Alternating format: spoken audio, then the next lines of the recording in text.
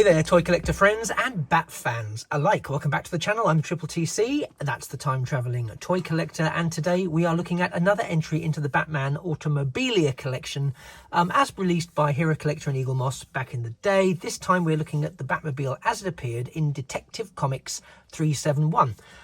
This was a range of vehicles that were released to capture a variety of bat vehicles in terms of how they appeared, be it in movies, be it on the TV, and of course be it in the numerous cartoon and comic book iterations of the Caped Crusader.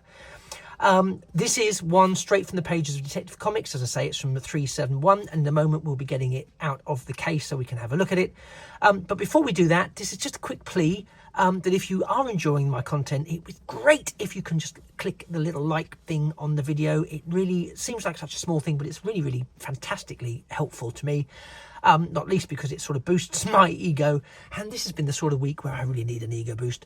And similarly, if you haven't yet already subscribed to the channel, if you could drop a subscription, that would be so amazing. I'd really appreciate it, because again, that helps push me towards my next personal milestone. It isn't anybody else, it's not set for me, but it's my own milestone, just really to help me stay focused and keep going, and make me realise that there are people out there who are remotely interested in what I'm talking about. If, of course, you don't fancy doing that and you're just here for the vid, that's absolutely fine, totally understand, and I'll stop wittering on about it, and let's get on with the vid, which is Detective Comics issue 371, Batmobile.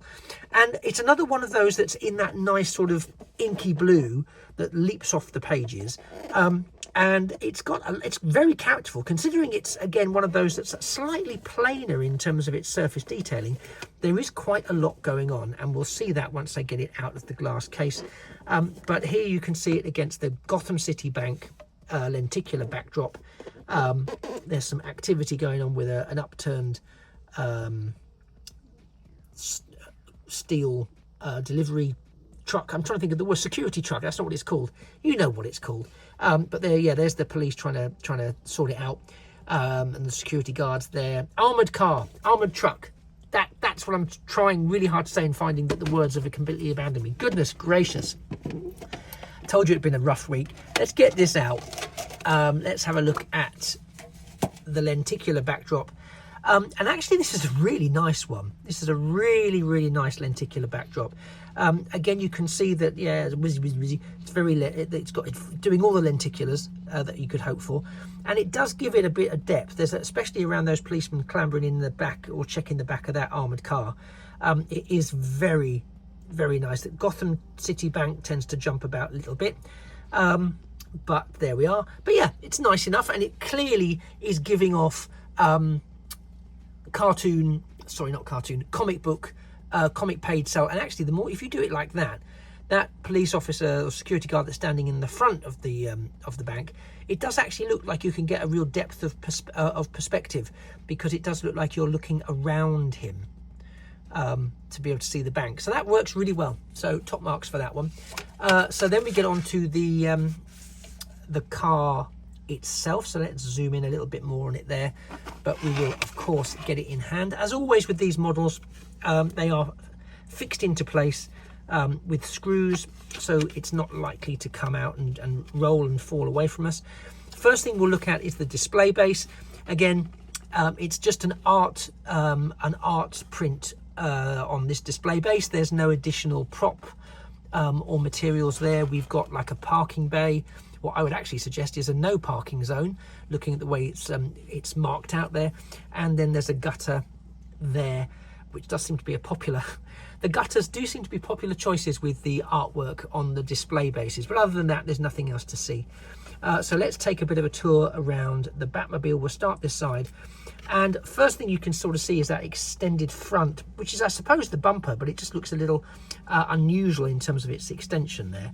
There's, as I mentioned earlier, not an awful lot of detailing on the side. We can see where the door is carved out, but we do have lovely silver wheel trims there, totally encasing the wheels, with yellow bat symbols on there. So even though they're on silver, they've still gone with yellow bat symbols, which is, I think, is very interesting. As again, no other side illustrations or detailing. And then we get round to the back, where we've got some translucent lights at the base of the fins. So again, we do have bat fins here on either side. We've got some silver detailing there in what I'm assuming is the exhaust there next to the rear axle. I'm not too sure what they are. Maybe they're concealed machine guns. That would be very Batman, wouldn't it? And we carry on round this way.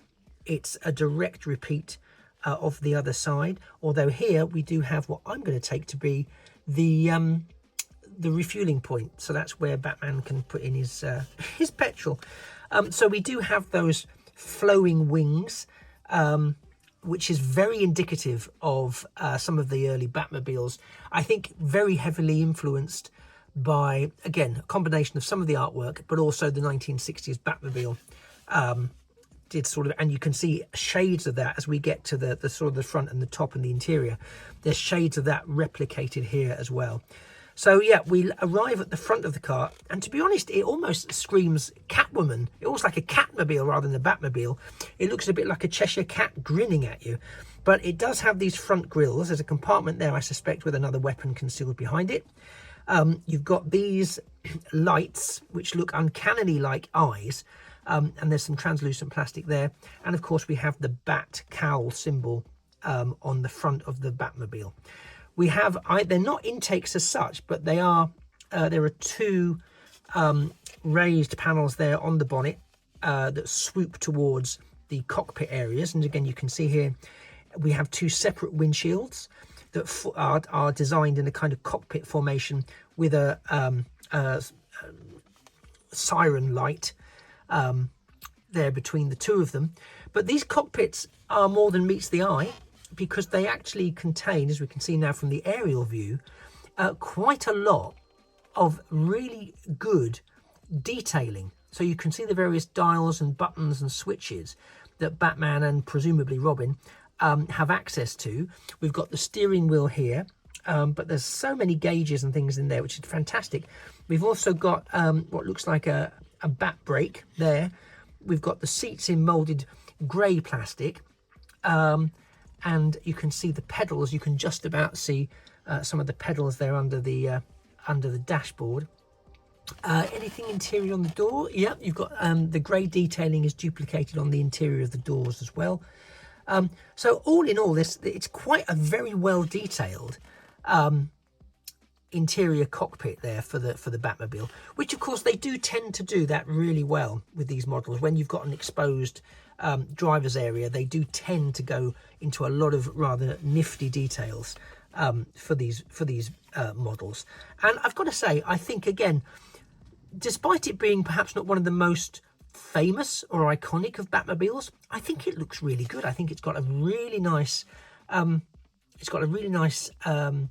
flow to it. The lines have a real nice flow to them. I can really see it whizzing into action on the pages of the Batman comics and the DC comics. It just does jump off. Well, it jumps off the platform for me, so I'm guessing that's how it jumps off the page in the comics. But yeah, really like this one. It's a very nice. Let's go with nice, which sounds up sort of damning with faint praise a little bit, doesn't it? But it is. It's a very nice entry into the Batman Automobilia range. It's not too fussy. It's not got too many peculiarities to it, but it does look smooth. It does look clean, and it does scream Batman. So there's no mistaking that this is one of the Batmobiles. Is it one of your favourites? Let me know your thoughts on this Batmobile, and indeed any other Bat vehicles that you want me to check out in this range, in the comments down below, and I will happily do that for you. Also, let me know if you know anything particularly curious about this iteration of the Batmobile. Perhaps some of the compartments or the things that we've seen there, because as some of you long-standing viewers will know, I no longer have the magazines that go with this range, which is very frustrating. We don't talk about it. But if there is anything, therefore, that you may know, that you may have from memories of from your reading of the magazines or your knowledge of Batman Automobilia itself, then please do let me know in the comments down below. It's always a joy to learn more and to read more about these particular vehicles. Thank you so much for being with me as I've looked at this Batmobile all the way from Detective Comics 371. I've been the Triple TC, that's the time travelling toy collector. This has been the Batmobile, and it just remains for me to say that things of beauty really are toys forever. Take care. Bye-bye for now.